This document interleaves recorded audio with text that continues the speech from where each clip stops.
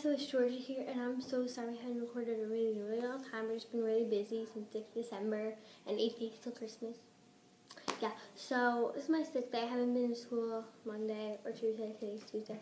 But Alexa's in school too, because yesterday we were both sick. We both had the same stomach virus, and we were going up, I don't know.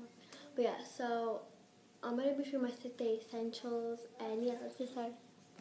So my first essential is my fuzzy socks and my fuzzy PJs. My second essential is hot chocolate, and I like the Brewer ones. The third essential would be wrapping presents, but this is not an everyday sick day, but when it close to Christmas, I like to wrap presents. Essentials is White Bar Nutmeg and Spice mini candle, and I light it up just to smell like Christmas, and it's from Bath and Body Works. My fifth essential would be hand sanitizer, because I think when you're sick, you should be extra clean. Last essential would be medicines.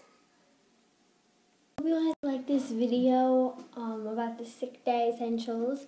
And I love you guys so much, and have a Merry Christmas and Happy New Year. And we'll be recording a lot more during this December about presents and a bunch of things. So I love you guys so much. Thanks for watching.